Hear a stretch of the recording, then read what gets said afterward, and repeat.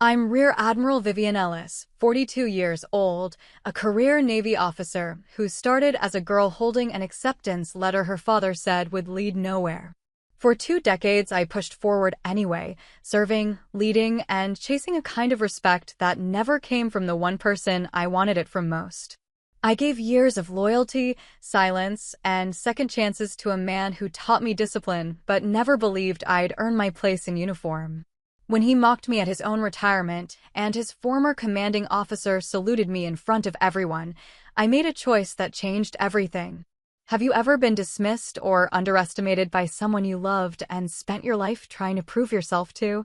Tell me your story in the comments. You're not alone. Before I get into what happened, let me know where you're tuning in from. And if you've ever had to stand your ground after being written off, tap that like button and subscribe for more true stories about setting boundaries and reclaiming your worth. What happened next might surprise you. I was 17 the first time my father said, "The Navy's no place for a girl." We were standing in the garage, him with grease under his nails, me holding my acceptance letter to the Naval Academy. He wasn't cruel about it, just matter of fact, the way he'd tell you the weather forecast.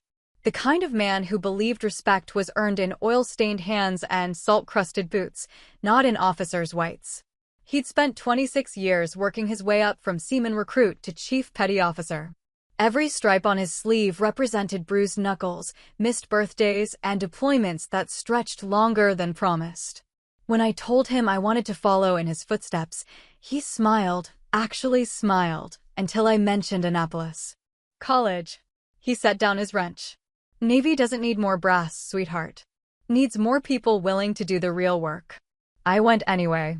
For years at the academy, learning navigation and leadership while he sent postcards from the Persian Gulf with messages like, "Hope you're enjoying the textbooks." After graduation, I took my commission as an ensign. He attended the ceremony, stood in the back, left before the reception. When I called to thank him for coming, he said, "Couldn't get a real job, huh?" I laughed it off. He was my father. He'd come around. He didn't. By the time I made lieutenant junior grade at 24, he'd stopped asking about my assignments.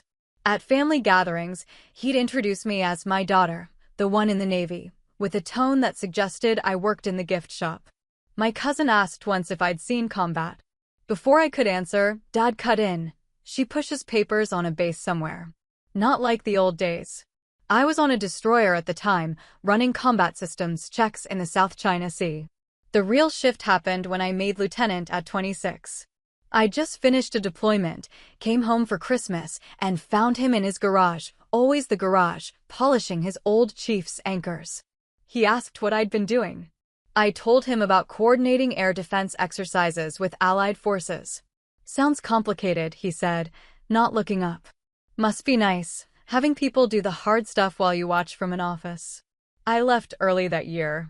Drove 6 hours back to base, sat in my empty quarters, and wondered why I still cared what he thought. A mentor of mine, Commander Laura Price, found me in the mess hall the next morning. She took one look at my face and said, "Family trouble?" "How'd you know?" "Because you've got that look. The one that says someone you love doesn't see you." She sat down across from me. "Let me guess. Father? Brother? Father." "He was enlisted." "I'm not." She nodded slowly. "And he thinks you took a shortcut." "Something like that." "You didn't." She leaned forward. "You took a different path. Doesn't make it easier. Just different." She paused. "He'll either figure it out or he won't. But you can't make your career about proving something to him. You'll burn out trying." I thought about that conversation for years afterward. She was right, but knowing she was right didn't make the holidays any easier. Didn't make the silence after my promotions any less heavy. I made lieutenant commander at 29. Same pay grade my father had when he retired. I didn't tell him. Didn't see the point. He'd already made it clear what he thought of officers: too much education, not enough spine. At 32, I took command of a logistics coordination unit, overseeing supply chains for 3 carrier groups. It wasn't glamorous. It didn't come with war stories worth telling at barbecues. But it mattered. Dad heard about it through an old shipmate who'd looked me up in the Navy directory. He called me for the first time in 8 months. "So you're a commander now?" Yes, sir. Silence. Then, your mother would have been proud. She died when I was 13. Aneurysm, sudden, no warning. He'd held it together through the funeral, through the reception, through everything. Then he'd gone back to sea for 6 months and never really talked about her again. I think she'd be proud of both of us, I said carefully. Maybe. He cleared his throat. Listen, I'm having a retirement ceremony next year. You should come. If you're not too busy. It wasn't quite an invitation. More like a challenge. I'll be there, I said. Don't make it about yourself, he added, almost as an afterthought. I didn't respond to that.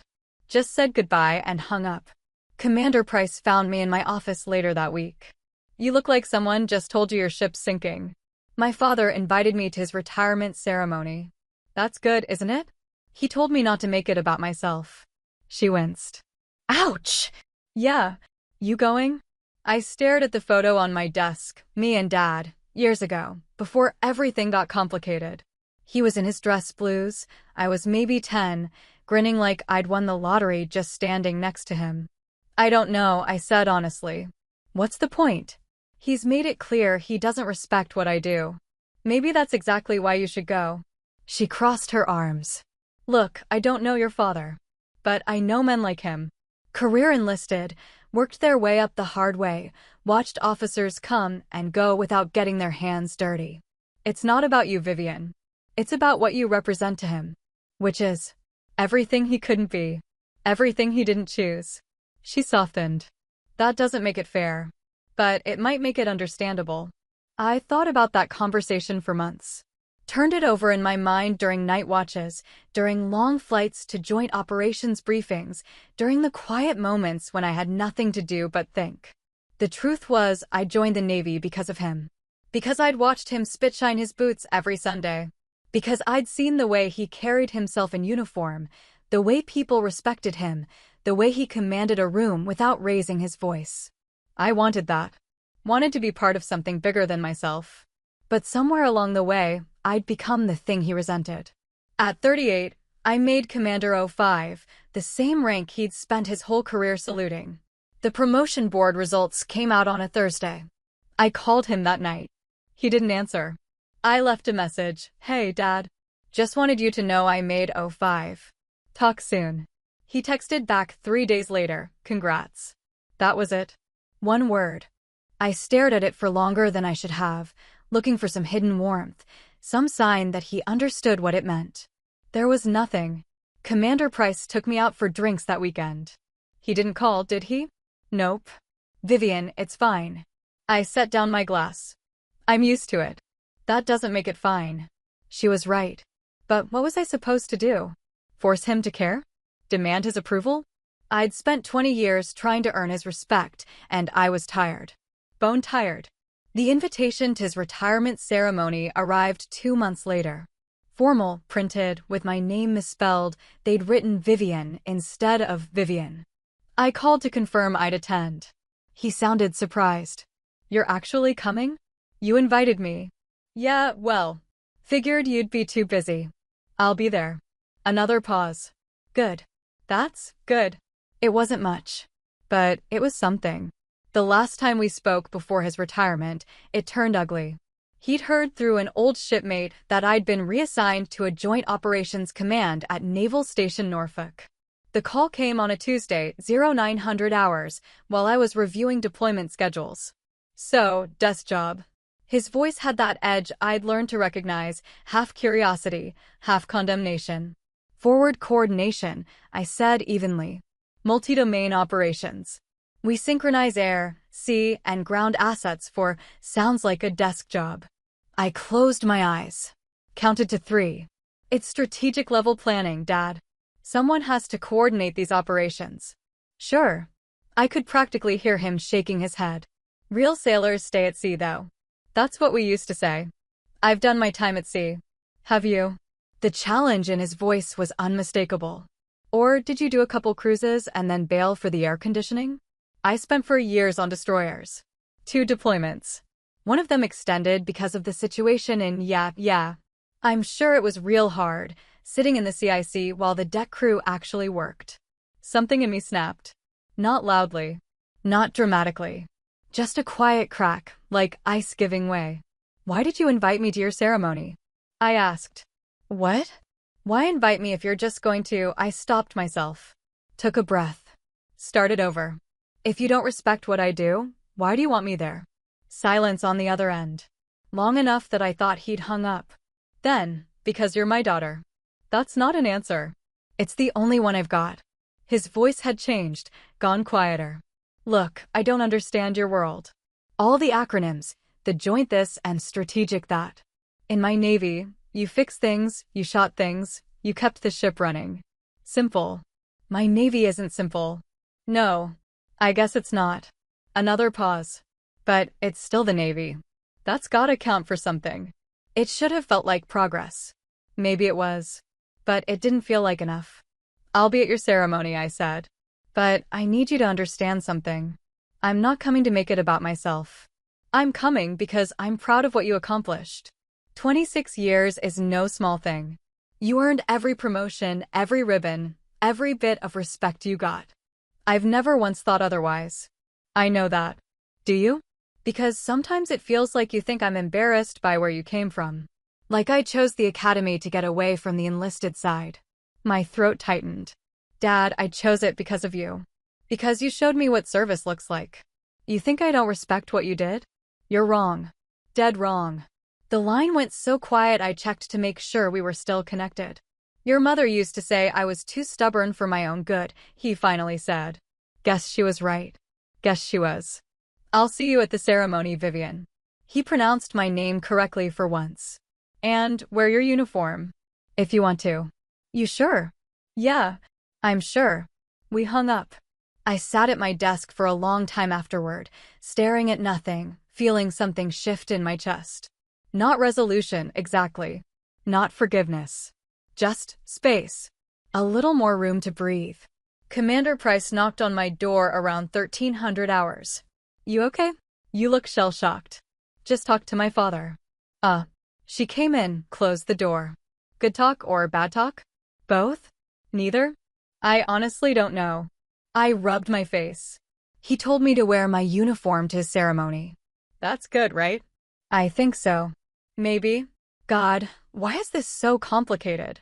She laughed. Because it's family. Family's always complicated. She sat on the edge of my desk. For what it's worth, I think you should wear it. Not to prove anything. Just to show him that you're proud of it. Same way he's proud of his chief's uniform. What if he makes another dig? Then you smile and let it roll off. You're a commander in the United States Navy. You've coordinated operations that kept people alive. You don't need his approval to know you're good at what you do. She stood. But I think, deep down, you want it anyway. And that's okay. That's human. She was right. I did want it. I'd always wanted it. The weeks before his ceremony blurred together. Work consumed me. There was always another brief, another exercise, another crisis that needed coordinating. But in the quiet moments, I thought about what I'd wear, what I'd say, how I'd handle it if he introduced me as just my kid and left out the rank.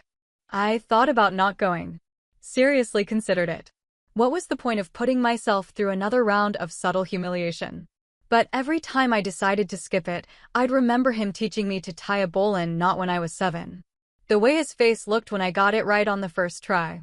How he'd said, "Good. Now you're a sailor." I wanted him to look at me like that again. Just once. The ceremony was scheduled for a Saturday in May, 1400 hours, at the Naval Station Chapel and Reception Hall. I drove down Friday night, checked into a hotel off base, and spent an hour staring at my dress whites hanging in the closet. The shoulder boards gleamed 3 stripes, the rank of commander. Same as his retired rank, just on the officer side. Would he notice? Would he care? I didn't sleep well that night. Growing up, my father was a legend in uniform.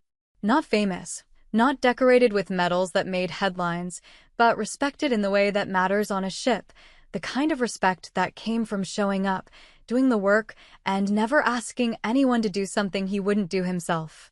His dress whites were always starched sharp enough to cut, his ribbons aligned with geometric precision, his shoes polished to a mirror shine. When he walked into a room in uniform, conversations paused.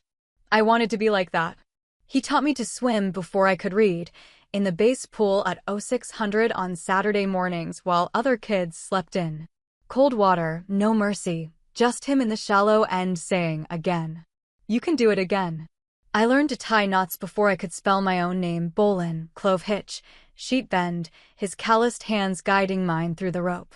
Everything he taught me was practical, no nonsense, built on the assumption that someday I might need these skills to save my life or someone else's. When I was 10, he let me wear his old working uniform for career day at school. The sleeves hung past my hands, the pants pulled around my feet, but I felt like I was wearing armor. My teacher asked what my father did, and I said, he's a sailor. He keeps the ship running. The teacher smiled. Does he steer the boat? Ship, I corrected, already defensive. And no, he's a machinist's mate. He makes sure the engines work so everyone else can do their jobs. My father picked me up that afternoon and asked how it went. I told him what I'd said. He didn't say much, just nodded and squeezed my shoulder. That was enough. I joined the Naval Academy because of him. Not in rebellion, not to prove him wrong, but in reverence. I'd watched him deploy 6 times before I turned 18.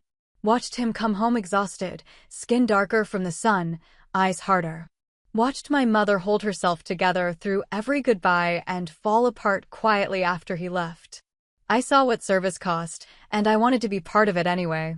He'd worked his way up from seaman recruit at 18 to chief petty officer at 44, the classic blue-collar sailor's rise, one rank at a time, through exams and evaluations and sheer stubborn endurance. 26 years of standing watches, fixing broken equipment at 0300, mentoring young sailors who didn't know port from starboard. He'd earned everything. I took the officer's route for years at the academy, a commission and a career path that looked nothing like his. The day I got my acceptance letter, he congratulated me with a handshake. Not a hug. A handshake. Like I was joining a different branch entirely. You'll do fine, he said. Officers always do. There was something in his tone I didn't understand then. Something resigned. At the academy, I worked harder than I'd worked at anything. I wanted him to see that officers weren't soft, weren't just college kids playing sailor. I called home after every major accomplishment, making the honor roll, completing survival training, earning my surface warfare qualification. His responses were always the same, good. Keep it up. When I graduated and received my commission as an ensign, he attended the ceremony, but didn't stay for the reception. I found him afterward, standing by his truck in the parking lot, still in his khakis. You leaving already? I asked. Long drive back. We're having dinner. I wanted you to meet some of I'm sure they're fine people, Vivian. But I don't belong at an officer's dinner. He opened his door. You looked good up there. Your mother would have cried. He drove away before I could respond. I didn't understand it then. Thought maybe he was just uncomfortable with crowds, with the formality. But over the years, I started to see the pattern. He'd come to my change of command ceremony when I took over a division, but he'd stand in the back and leave before the reception. He'd call after I made lieutenant, but the conversation lasted 3 minutes. He was proud, I think, in his own way. But there was a wall between us now, built brick by brick from the difference in our ranks. He called me college fleet sometimes, half mocking, half proud, but always with that edge. Like I'd chosen the easy way. Like my degree was a shortcut. I tried to explain once, during a rare visit home when I was 27. We were in the garage again, always the garage, and he was working on his truck. I told him about the 18-hour days, the impossible deadlines, the weight of being responsible for 100 sailors' lives and welfare. He listened, hands still moving on the engine. Then he said, sounds tough. But at least you get to sleep in your own rack every night, right? Not hot bunking with 2 other guys. That's not the point, Dad. Isn't it? He straightened, wiped his hands on a rag. Look, I'm not saying what you do isn't hard. I'm just saying it's different. You give orders. I took them. That's the way it works. We both serve the same mission. Sure. From different decks. He turned back to the truck. Doesn't make us the same. I left that night feeling more distant from him than ever. We both wore the same crest, the same anchor on our uniforms, but we'd never stood on the same deck. Never seen the Navy through the same lens. My Aunt Mary and his sister tried to mediate once. She'd never served, didn't really understand the military, but she loved us both and hated seeing us drift apart. She invited us both to Thanksgiving when I was 31, thinking maybe neutral ground would help. It didn't. Dad spent most of the dinner talking to my uncle about cars. When Marian asked about my work, I mentioned that I was coordinating exercises with allied navies in the Pacific. Dad snorted into his beer. Something funny? I asked. Just thinking about the old days, he said. When we actually fought wars instead of playing war games. These exercises prevent wars, Dad. That's the whole point. If you say so. He took another drink. We called it different back then. Aunt Marian changed the subject quickly, but the damage was done. I left before dessert. She called me the next day. He doesn't mean it the way it sounds. Then how does he mean it? He's intimidated, I think. You've surpassed him, Vivian. In rank, in education. He doesn't know how to relate to you anymore. I'm still his daughter. I know. But you're also a commander. And he's a retired chief. In his world, that means something. It shouldn't. No, she agreed. But it does. I thought about that conversation for years. Wondered if she was right. If the man who taught me to swim, to tie knots, to stand up straight and look people in the eye had somehow convinced himself that I'd left him behind. That I'd climbed too high to remember where I came from. But I remembered. I remembered everything. Every lesson, every early morning, every moment he showed me what it meant to serve. I just wished he could see that I was still the same person. Still the kid who wore his uniform to career day and felt like a giant. We both wore the same crest. We just never stood on the same deck. And maybe I started to think that was the real problem. Not that we were different, but that we'd never figured out how to be different together. The ceremony was in 3 days. I still didn't know what I'd say to him. Didn't know if there was anything to say that would bridge 20 years of distance. But I was going. I'd wear my uniform. I'd salute when appropriate. And maybe, if I was lucky, he'd finally see me. I threw myself into my work after that Thanksgiving. Not as punishment, not as distraction, just as the only thing that made sense anymore. Deployments, joint operations, coordination briefs that started at 0500 and ran until someone remembered we needed food. The Navy had always been my constant, the one thing I could control when everything else felt uncertain. It didn't care about family dynamics or unspoken resentments. It cared about mission readiness, operational effectiveness, and whether you could do the job. I could do the job. At 34, I was selected for command school, the pipeline for officers being groomed for major leadership positions. Commander Price called to congratulate me. This is huge, Vivian. You know what this means. More paperwork? She laughed. It means they're serious about you. Command school is where they separate the career officers from the ones who'll cap out at 05. You're going places. I should have been excited. Should have called my father, shared the news. Instead, I sent a text, got selected for command school. Starts in January. He responded 6 hours later. That's good. 2 words. That was it. Command school was intense. 12 weeks of strategic planning, leadership theory, crisis management, and enough case studies to make your head spin. We analyzed historical battles, dissected command decisions, learned how to make impossible choices under pressure. I thrived. For the first time in years, I felt like I was exactly where I was supposed to be. My father never asked about it. Not once. When I made commander at 38, I'd led crews twice his size, handled international coordination briefs, and seen combat zones he'd only read about in Navy Times. I'd coordinated air defense exercises with Japanese and Australian forces. I'd managed logistics for carrier strike groups operating in contested waters. I'd sat in classified briefings where we planned operations that would never make the news but kept people alive nonetheless. None of it mattered to him. Not because he didn't think it was important, but because he couldn't see it. To him, real Navy work happened in engine rooms and on deck plates, not in conference rooms and command centers. The Navy he knew was tactile, metal and grease and salt water. Mine was digital, strategic, abstract. He couldn't touch it, so he couldn't respect it. The promotion to O5 came through on a Thursday. The official message hit my inbox at 0830, and by 0900 my phone was ringing, colleagues calling to congratulate me, mentors checking in, people I'd served with years ago reaching out. It felt good. Felt earned. I waited until that evening to call my father. Wanted to catch him at a time when he'd have space to talk, when it wouldn't feel rushed. He didn't answer. I left a voicemail. Hey, Dad. Just wanted you to know I made Commander. Oh, 5. Same rank you retired at, just on a different track. Anyway, talk soon.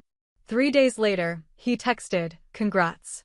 I stared at that single word for longer than I care to admit. Looked for subtext that wasn't there. Wondered if he was busy, if he was upset, if he even cared. Then I put my phone down and went back to work. Commander Price found me in my office later that week, going through deployment schedules for the next quarter. She knocked on the door frame. You've been avoiding people. I've been working. You've been hiding. She came in, closed the door. He didn't call, did he? I didn't ask who she meant. He texted. And nothing. He said congrats. That's it. She sat down across from me, her expression somewhere between sympathy and frustration. Vivian, I'm going to say something, and I need you to really hear it. Are you listening? Yes. You're a commander in the United States Navy. You have excelled at every level of your career. You have earned the respect of your peers, your superiors, and the people you've led. You are good at this. She leaned forward. Your father's inability to see that is his failure, not yours. I know that. Do you? Because you've been walking around like someone died. It's not that simple. It never is with family. She softened. Look, I get it. My father was Army, infantry, 3 tours in Vietnam. When I joined the Navy, he thought I'd lost my mind. Why would you go on a boat, he'd say. Real soldiers walk. It took him 15 years to admit I'd made the right choice. Did he ever respect it? Eventually. But not because I proved myself to him. Because he finally realized he didn't have to understand my path to respect that I'd chosen it. She stood. Your father might get there. He might not. But you can't keep waiting for his approval to feel good about what you've accomplished. She was right. I knew she was right. But knowing something intellectually and feeling it emotionally are 2 different things. The years between 38 and 42 were a blur of steady advancement and growing responsibility. I took command of a joint logistics task force, coordinating supply chains across 3 theaters. I deployed twice more, once to the Mediterranean, once to the Horn of Africa. I wrote policy papers, briefed flag officers, mentored junior officers who reminded me of my younger self, eager, uncertain, desperate to prove they belonged. My father and I spoke maybe twice a year. Birthdays, holidays. The conversations were polite, surface level. He'd ask if I was staying safe. I'd ask about his health. We'd both pretend that was enough. Then, 6 months before his retirement ceremony, he called me out of nowhere. It was a Tuesday around 1900 hours. I was at home, finishing dinner, when my phone rang. Vivian. His voice sounded older, rougher. Dad. Everything okay? Yeah. Fine. I wanted to tell you something. A pause. I'm retiring next May. Having a ceremony at the base. Nothing fancy. But I'd like you to be there. I set down my fork. Of course I'll be there. Good. That's good. Another pause. And, your Aunt Marianne is helping organize it. She said I should invite your friends too. People you served with. If you want. Are you sure?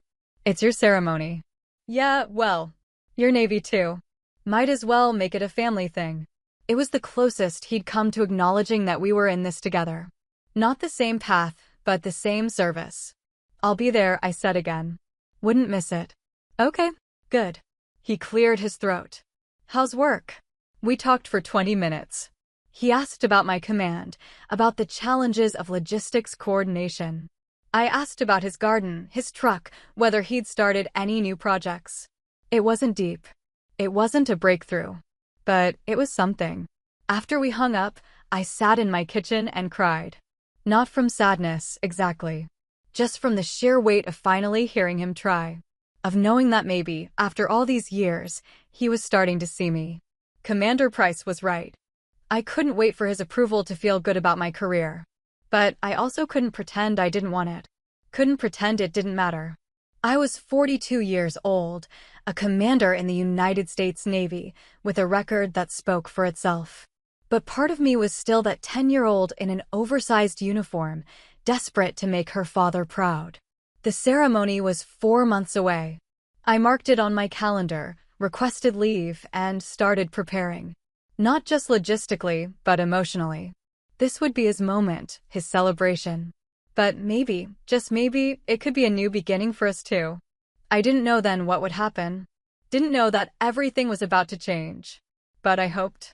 For the first time in years, I let myself hope. When the invitation arrived in January, I held it in my hands for a long time. Formal cardstock, Navy letterhead, his name printed in bold, Chief Petty Officer William Ellis, USN, Ret. The ceremony was scheduled for May 14th at 1400 hours. Reception to follow. My name was misspelled Vivian instead of Vivian, but I didn't care. He'd invited me. That was enough. I called to confirm I'd attend. He sounded surprised when he answered. You're actually coming? You invited me. Yeah, but you're always busy. Figured you'd have something more important. Nothing's more important than this, Dad. Silence. Then, quietly, thanks, kiddo. He hadn't called me that in years. I felt something crack open in my chest, something I'd kept locked down for so long I'd forgotten it was there. I'll be there, I said. Promise. The months leading up to the ceremony were consumed by work. I was in the final stages of coordinating a major joint exercise when my phone rang at 0200 on a Tuesday. Captain Laura Price, calling from her own command assignment in Japan. Tell me you're not still working, she said. Tell me you're not calling at 0200 your time, I countered. Touché. She laughed. I heard about your father's retirement ceremony. You going? Yeah. May 14th. Good. That's good, Vivian. A pause. You wearing your uniform? I don't know. He told me to once, but then he's been. I don't know. I don't want to make it weird. It's already weird. You're a commander and he's a retired chief. It's going to be weird no matter what you wear. She softened. But I think you should wear it. Show him that you're proud of what you've become. Same way he's proud of what he accomplished. What if he's not proud? Then that's his loss. But my money says he is. He's just too stubborn to say it. After we hung up, I pulled out my dress whites and inspected them. The shoulder boards were polished, the ribbons aligned perfectly, the fabric crisp. I'd worn this uniform to change of command ceremonies, promotion boards, formal dinners with foreign officers. It represented everything I'd worked for. But wearing it to my father's retirement felt different. Felt like a statement. 3 weeks before the ceremony, I got a call from Aunt Marianne. She was handling the logistics, venue, catering, guest list. Your father's being impossible, she said, exasperated. Won't tell me how many people to expect. Won't approve the menu. Won't do anything except insist it's not a big deal. Sounds like him. Vivian, he talks about you, you know. I went still. What? He talks about you. Not often and never directly, but he does. Last month, one of his old shipmates came by.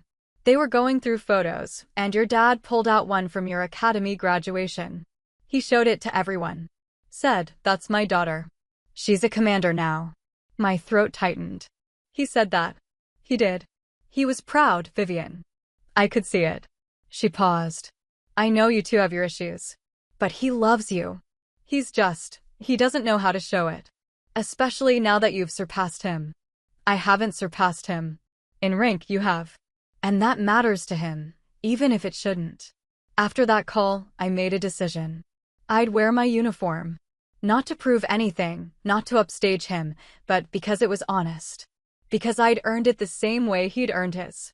Different paths, same service. 2 days before the ceremony, I drove down to Virginia, checked into a hotel off base, and spent the evening reviewing my speech. Aunt Marian had asked me to say a few words during the reception, nothing formal, just a toast. I'd written and rewritten it a dozen times, trying to find the right balance between honoring him and acknowledging our complicated relationship. In the end, I kept it simple. Gratitude, respect, recognition of his service. No hidden barbs, no passive aggression. Just truth. That night, I barely slept. Kept thinking about all the ways the ceremony could go wrong. What if he introduced me as just my daughter and left out the rank? What if he made another dig about officers? What if I'd built this up in my head and it turned out to be nothing? The morning of the ceremony, I put on my dress whites at 0600. The fabric felt heavier than usual, or maybe that was just my nerves. I looked at myself in the mirror, 3 stripes on each shoulder board, ribbons over my left breast, the surface warfare pin above them. I looked like what I was, a senior officer with nearly 2 decades of service. But I still felt like that 10-year-old wearing her father's uniform, hoping he'd notice. The ceremony started at 1400 hours. I arrived early, slipped into the venue, and found a seat in the back. The room filled quickly: old shipmates, former commanding officers, family friends. People who'd served with my father over 26 years. The energy was warm, nostalgic. Lots of sea stories and laughter. I stayed quiet, observing. Watching my father work the room in his dress blues, looking more relaxed than I'd seen him in years. He was in his element here, surrounded by people who understood his world. Then he saw me. Our eyes met across the room. He froze mid-sentence, his expression unreadable. I gave a small wave. He nodded slowly, then turned back to his conversation. I told myself it was fine. This was his day. I was just here to support him. The ceremony itself was beautiful. His former commanding officer gave a speech about his dedication, his leadership, his unwavering commitment to the mission. They presented him with a shadow box containing his medals and rank insignia. There were photos, stories, even a video message from sailors he'd mentored who couldn't attend. Through it all, my father stood at attention, eyes forward, face composed. But I saw the emotion underneath. Saw the way his jaw tightened when they mentioned the deployments he'd missed birthdays and anniversaries for. Saw the way his hands shook slightly when they handed him the shadow box. 26 years. He'd given everything to the Navy. And now it was over. After the ceremony, the reception began. People mingled, drinks flowed, sea stories got louder and more embellished. My father moved through the crowd, shaking hands, accepting congratulations. I hung back, not wanting to intrude. Then I saw him. Rear Admiral Thomas Reed, my father's former commanding officer from 15 years ago. He'd been a captain then, now he wore 2 stars. And he was walking straight toward me. The Admiral stopped mid-conversation with a group of retired chiefs, his eyes narrowing in recognition. For a second, I thought maybe he'd mistaken me for someone else. Then his posture shifted, became rigid, formal. Military. He walked straight toward me, cutting through the crowd. Conversations died in his wake as people noticed his trajectory. I straightened instinctively, awareness prickling up my spine. "Admiral Ellis," he said, loud enough for half the room to hear. The room went quiet. Not all at once, but like dominoes falling, one conversation stopping, then another, until even the people by the bar had turned to look. My father's laughter died mid-sentence. He was standing near the front of the room, champagne glass raised in a toast someone had just proposed. His hand froze in midair. Admiral Reed came to attention in front of me.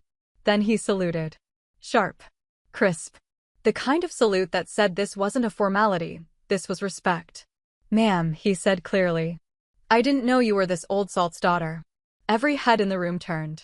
I could feel their eyes, their confusion, their sudden recalibration as they tried to make sense of what they were seeing.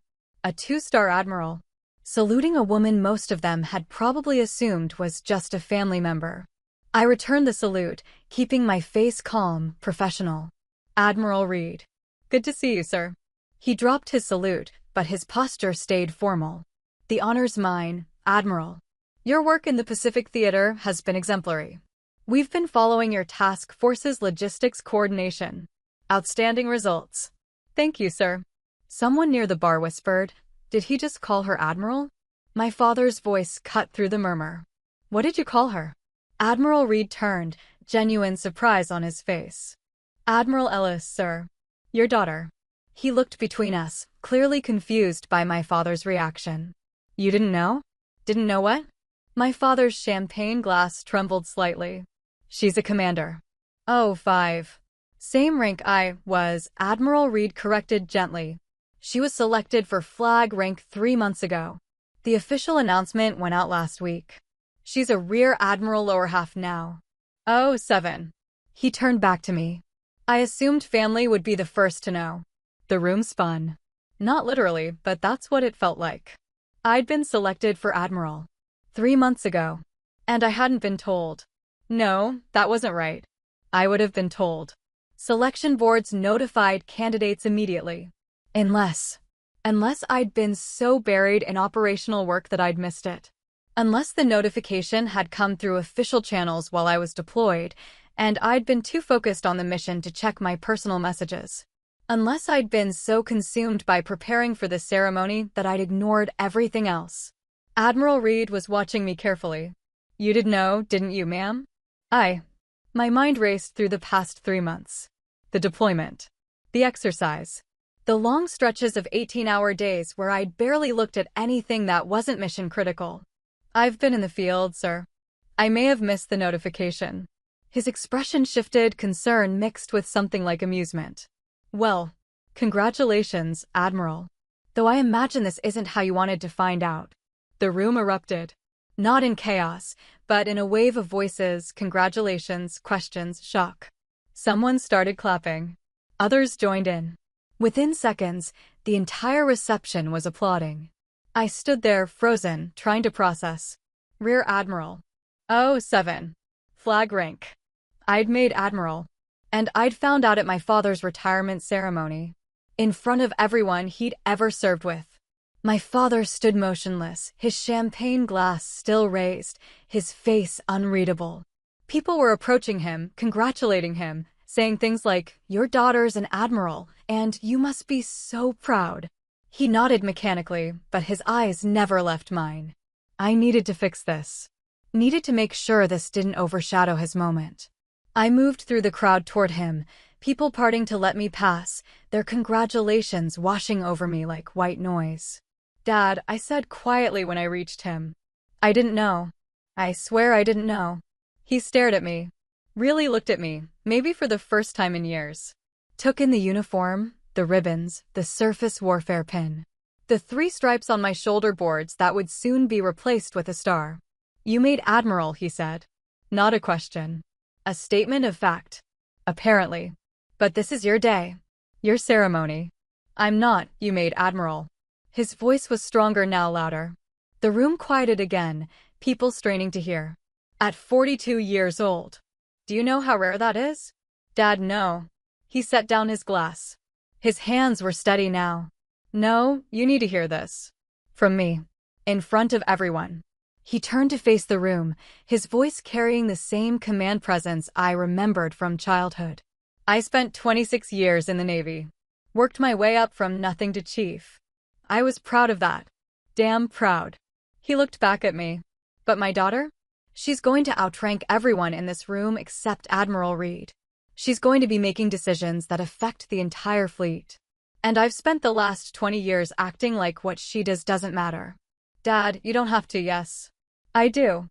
He stepped closer, lowered his voice so only I could hear. I was wrong, Vivian. I was wrong to dismiss you. Wrong to make you feel like you weren't a real sailor because you went officer. Wrong to let my own pride get in the way of seeing what you'd accomplished. His eyes were bright. You're an admiral. My daughter is an admiral. My throat closed. I couldn't speak. He did something then that I'd never seen him do in uniform. He saluted me.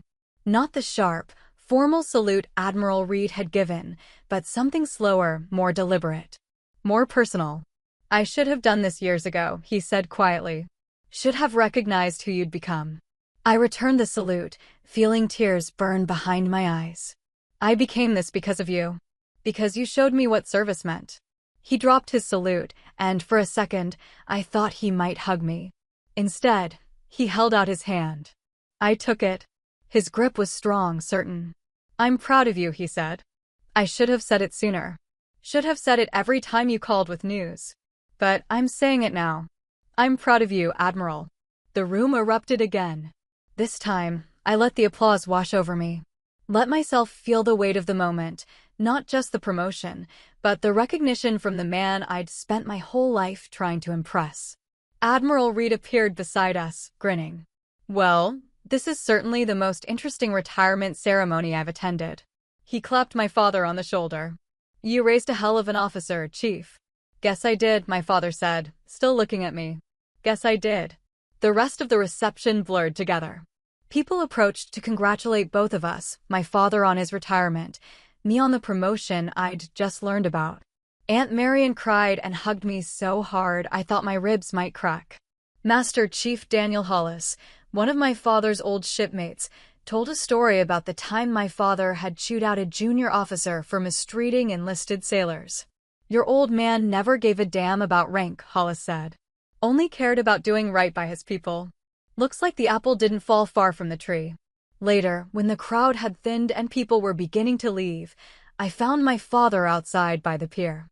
He was standing at the edge, looking out at the water, still in his dress blues. The evening light caught the gold on his anchors, making them gleam. I stood beside him in silence. Ships moved in the distance. The wind carried the smell of salt and diesel. I really didn't know, I said finally. About the promotion. I should have been paying attention, should have stopped, he said gently. It's not your fault. You were doing your job. That's what matters. I didn't mean to overshadow your ceremony. He laughed, actually laughed. Vivian, you didn't overshadow anything. You made it better. Gave everyone something to talk about for the next 20 years. He turned to face me. Besides, what's a retirement ceremony without a little drama? Is that what we're calling this? Drama? I'm calling it long overdue. He looked back at the water. I owe you an apology. A real one. Not just for today, but for years. For every time I made you feel like what you were doing didn't matter. For every call I cut short, every achievement I brushed off. For making you think you had to choose between being my daughter and being an officer. You don't have to, yes, I do.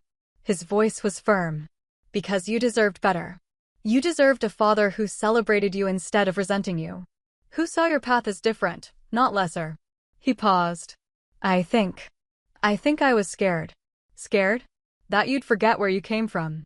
That you'd look down on enlisted sailors the way some officers do. That you'd lose the things that made you my daughter. He smiled sadly. But you didn't. You just grew. And I couldn't handle it. I didn't know what to say to that. Didn't have words for the mix of grief and relief washing through me. I'm not going to pretend the last 20 years didn't happen, he continued. We lost time. That's on me. But if you're willing, I'd like to try. To know you. Really know you. Not just as my kid, but as the officer you've become. I'd like that, I managed. He nodded. We stood there for a while longer, two sailors from different worlds, finally standing on the same deck. The sun was setting over the water, painting everything gold. Admiral Ellis, he said, testing it out. Has a nice ring to it. You don't have to call me that. I know. But I want to. He looked at me. At least sometimes. To remind myself that my daughter made something extraordinary of herself. I made something of myself because you taught me how. We'll agree to disagree on that. He smiled. Come on. Your aunt will kill us both if we miss the cake. We walked back toward the reception hall together, his dress blues and my dress whites catching the last light of day. Behind us, the ships moved through darkening water. Ahead of us, whatever came next. It wasn't resolution. Wasn't a perfect Hollywood ending. Just two people trying to find their way back to each other after years of distance. But it was a start. And sometimes, a start is enough. Later that night, I found myself back at the hotel, sitting on the bed with my phone in my hands. The adrenaline of the day had worn off, leaving me exhausted and strangely hollow. I'd just learned I'd made Rear Admiral lower half, a promotion that represented the culmination of 22 years of work, and I'd found out in front of a room full of strangers. I pulled up my official Navy email, the one I'd neglected for the past 6 weeks while coordinating the joint exercise. There it was, 3 months old, buried under operational updates and administrative notifications. Oh, 7 selection board results. I opened it. Read the formal language congratulating me on my selection, outlining next steps, requesting acknowledgement of receipt. The message had been sent in February. It was now May. 3 months of missed calls from the Bureau of Naval Personnel. 3 months of increasingly urgent messages asking me to confirm my acceptance and coordinate my promotion ceremony. I'd been so focused on being present for my father's retirement that I'd completely missed my own career milestone. I called Commander Price. It was late, but she picked up on the first ring. "Tell me you've seen the pictures," she said immediately. Admiral Reed posted on the O Club group. "You made Admiral and found out at your dad's retirement? That's the most Navy thing I've ever heard." "I missed the notification, Laura. For 3 months. How is that even possible?" I was in the field. Focused on the mission. Thought everything important would filter through operational channels. I laughed, but it sounded brittle. Turns out career-defining promotions don't get sent to your tactical email. Okay, but you know now. And your dad knows. And apparently everyone in the greater Hampton Roads area knows, because Admiral Reed can't stop telling people. She softened. "How are you actually feeling about all this?" "Overwhelmed. Grateful.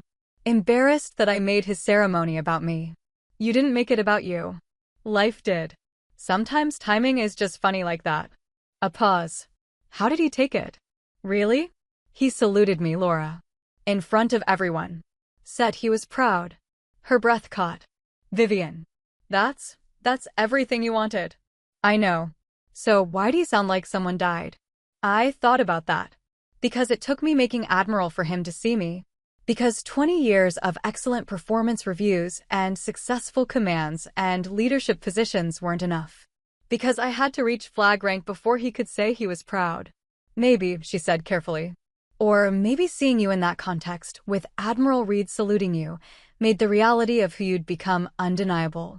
Sometimes people need external validation to see what's been in front of them all along. That doesn't make it hurt less." "No, it doesn't." She sighed. "But you can choose what to do with it now. You can hold on to the hurt, or you can accept that he's trying. Imperfectly, belatedly, but trying." After we hung up, I sat with that for a long time, trying to decide what I felt beyond the exhaustion. Part of me was angry at him for taking so long, at myself for needing his approval, at the whole situation. Part of me was relieved. And part of me was just tired. Tired of the distance, tired of proving myself, tired of wondering if I'd ever be enough. But he'd saluted me. That meant something.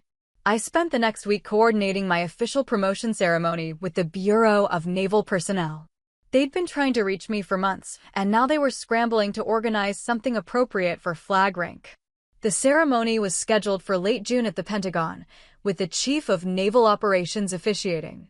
It would be formal, proper, everything by the book. My father called 3 days after his retirement ceremony. "I've been thinking," he said without preamble, "about your promotion." "Dad, we don't have to, I want to be there. At the ceremony. If that's okay." I went still. "You want to attend?" "I want to watch my daughter become an admiral. Official-like. The right way." He paused. "I know I wasn't there for a lot of your career milestones. Missed your O for ceremony because I had a deployment. Didn't make it to your change of command because I was too stubborn to ask for time off. I don't want to miss this one." "I'd like that," I said quietly. "I'd really like that."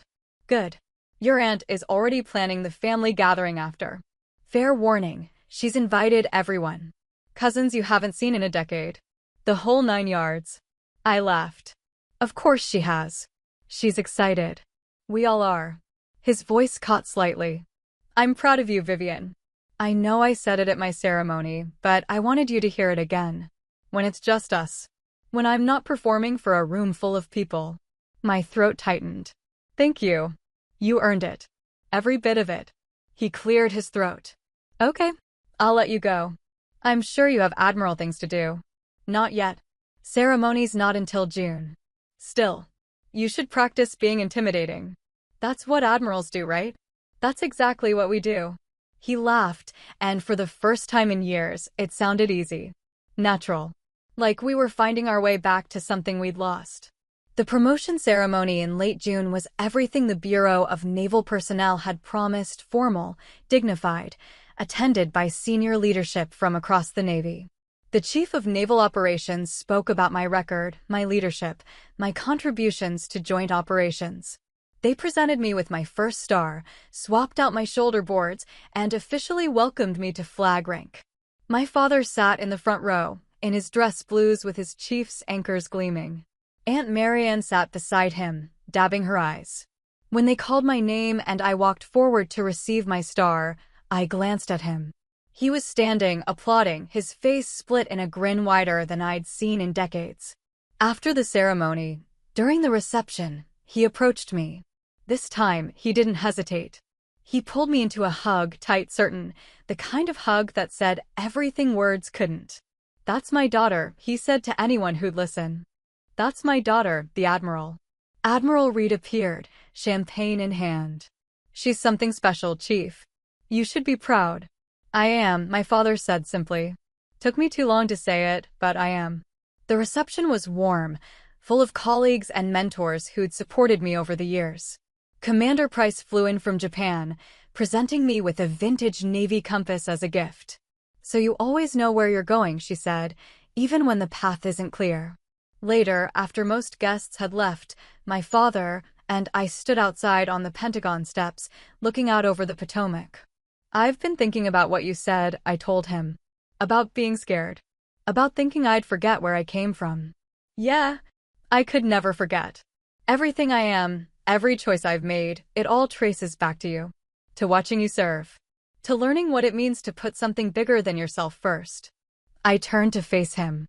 "I'm an admiral because you showed me what leadership looks like. Not from a textbook. From life." He was quiet for a long moment. "Then, your mother would have been impossible at this ceremony. Would have cried through the whole thing, taken 1,000 photos, told everyone in a 5-mile radius that her daughter was an admiral.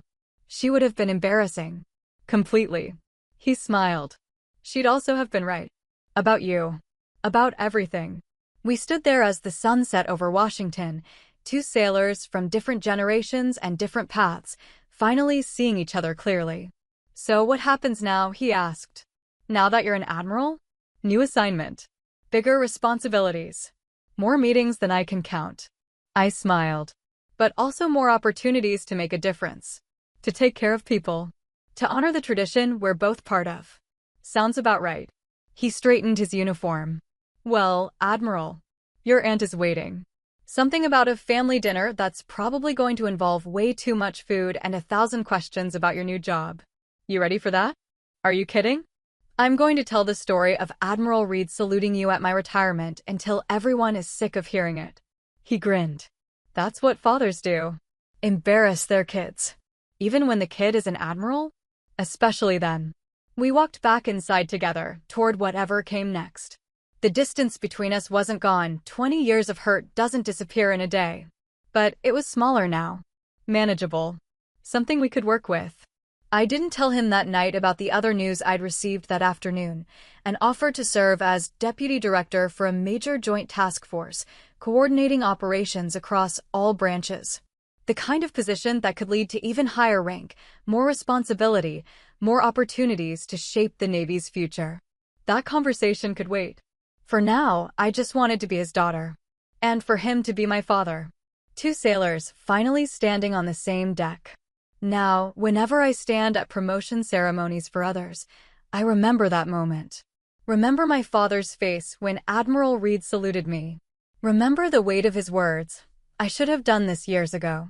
I've presided over dozens of ceremonies since then, ensigns receiving their first commissions, enlisted sailors making chief, officers advancing to command.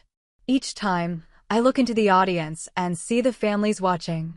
The parents who beam with uncomplicated pride. The ones who struggle to understand what their child has become. The ones who, like my father, can't quite reconcile the person they raised with the officer standing before them. I recognize them because I've lived it. 3 months ago, I presided over a ceremony for a young lieutenant commander taking her first major command. Her father attended, a retired Army Master Sergeant who'd spent 30 years in the infantry. When she walked forward to receive her orders, he stood at attention, rigid as a statue, tears streaming down his face. After the ceremony, he approached me. Admiral, can I ask you something? Of course. How do I? He struggled for words. How do I tell her I'm proud when I don't really understand what she does? When her world is so different from mine that I can't even follow the conversation. I thought about my father. About all the years he'd stayed silent because he didn't know how to bridge the gap between his Navy and mine. You tell her exactly what you just told me, I said. That you don't always understand, but you're proud anyway. That her path is different from yours, but that doesn't make it less valid. That you see her, even when you don't fully comprehend her work. I paused. And then you keep showing up. To ceremonies, to promotions, to the moments that matter. Presence is its own language. He nodded, wiping his eyes. Thank you, Admiral. I watched him walk back to his daughter, watched him pull her into a hug that said everything he couldn't articulate. Watched her face light up with relief and joy. That's what I try to remember now. That respect can't be demanded. It has to be earned, even from family. Especially from family. And sometimes, the recognition you've waited a lifetime for comes in unexpected moments when you're not even looking for it. My father and I talk regularly now. Not every day, but enough. He asks about my work, and I explain it in terms he can understand. I ask about his projects, his garden, his health. We're learning each other again, slowly, carefully, like two people navigating unfamiliar terrain. He still calls me kiddo sometimes. But more often, he calls me Admiral. Not because he thinks rank matters more than our relationship, but because he knows what that rank represents. The years of work, the sacrifices, the dedication. He's learned to see both the daughter he raised and the officer I became as part of the same person. Last month, he drove 8 hours to attend a change of command ceremony where I was the guest speaker. He didn't have to. It wasn't a major event, just a mid-level command transition at a small base. But he came anyway, sat in the audience, and afterwards told everyone who'd listen, "That's my daughter. She's an admiral." On the drive back, we stopped at a roadside diner. Over coffee and pie, he told me stories about his early days in the Navy. Stories I'd never heard. About the chief who'd mentored him, who'd seen potential in a scared 18-year-old kid from rural Virginia and pushed him to be better. About the mistakes he'd made, the lessons he'd learned, the moments he'd doubted himself. "I never told you this," he said, "but I was terrified when you got accepted to the academy. Terrified you'd fail. Terrified you'd succeed and leave me behind. Terrified I wouldn't be able to relate to you anymore. And now? Now I realize that was never about you. It was about me. About my own insecurities." He smiled. "You didn't leave me behind, Vivian. You just took a different route. And I'm starting to see that both routes lead to the same place. Which is service. Taking care of people. Making sure the mission gets done." He raised his coffee cup. "To the Navy. All parts of it." I clinked my cup against his. "To the Navy." We finished our pie in comfortable silence, two sailors from different worlds who'd finally figured out how to exist in the same one. I think about that moment often. About how easily it could have stayed broken. How pride and stubbornness and fear could have kept us apart forever. How we almost let 20 years of silence become a permanent condition. But we didn't. We found our way back. Not perfectly, not without scars, but genuinely. That's what I tell young officers now, when they confide that their families don't understand their choices. I tell them about my father, about the years we spent on opposite sides of an invisible divide.